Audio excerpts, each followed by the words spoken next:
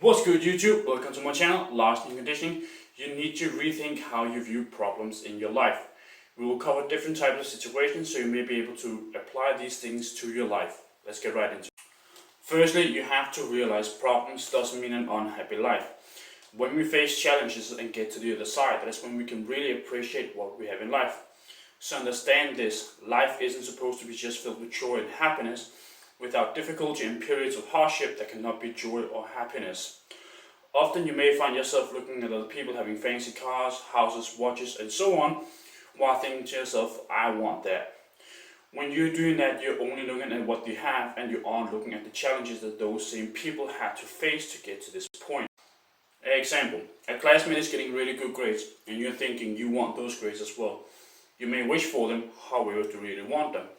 Can you actually say without lying to yourself that you truly want those grades? Because if you did, you would put in the work needed. Sure, some people are born smarter, that makes it easier for them, and others have to work harder to get the same results.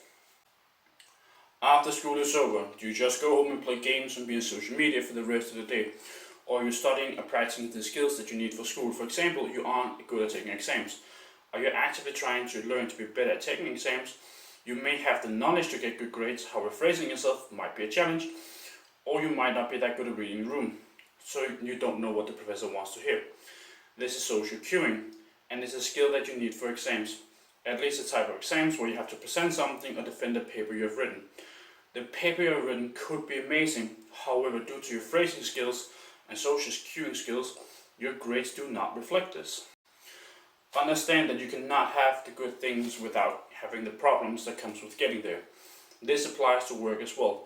You may see a coworker getting promotions or getting paid more, while you aren't seeing the same person putting in 12 hours a day, while you're putting in 8 hours a day. Or you may work both 8 hours, however when you come work from homes, you try to learn new things, taking courses to get paid more, get promotions, while you watch Netflix when you get home. This can sound a bit harsh, however, the reality is that people who get good grades and promotions more often than not put in a lot more work than you realize. You may think to yourself you know someone who got top grades all the time while doing little to no work. That person is likely very good at taking exams, and going to exams is a skill on its own. You both have to have some knowledge on the topic and at the same time be able to read what the professor wants to hear. You can say things that are factually correct and still not get top marks because maybe you didn't have enough energy or you seemed a bit insecure, thus getting lower grade, even though none of it has anything to do with your knowledge. A math exam years ago, I got a lower mark due to sounding insecure, and the teachers admitted that everything I said was perfectly correct, however I got 2 marks lower than perfect because I sounded insecure and lacked energy. This is an example of how you actually need to practice going to exams. The second thing is you need to take accountability. Say in a study group or task force at work, when it comes to showing the work and it doesn't go well, you need to be able to be honest with yourself and knowing you did everything you could rather than just put the blame on all the others. You need to take responsibility of the outcome, good or bad. If you simply just blame others for a situation, all you're doing is removing blame from yourself and putting on everybody else, because you really do not want to feel the blame or guilt. Taking accountability when things goes wrong is one of the major ways you develop grit, and you need grit to get further in your life so you can reach your goals. The third thing is, think about how you respond to problems or challenges. How do you respond when someone's saying something negative towards you?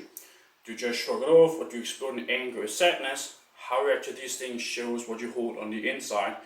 When you squeeze an orange, you do not get apple juice, you get orange juice. So think about what comes out of you when life squeezes you. What comes out of you is what you hold on the inside. So be mindful of how you react to the things and the things that you hold on to. Paying attention to how you react and start reframing the problems. Realize that problems are an opportunity to grow and get stronger. Embrace the challenges. Lastly, think about what kind of problems you would like to have. You all have problems, so think of what kind of problems you would like to have, which ones that are meaningful for you. Example, you want good grades to get into a certain university. The problems you would have here is studying and time management. These would be meaningful problems for you to have in this case. Or you may want to climb the ranks at your job. The problems up here would be taking overtime, courses, and as well time management. A problem you're likely to have no matter who you are and what your goal is would be time management, as we all have 24 hours per day and all need to sleep. So learning how to manage time is a very valuable skill. Look for the problems that make sense for you and your goals. Thank you for watching, share and subscribe. Listening Conditioning, signing out. Peace.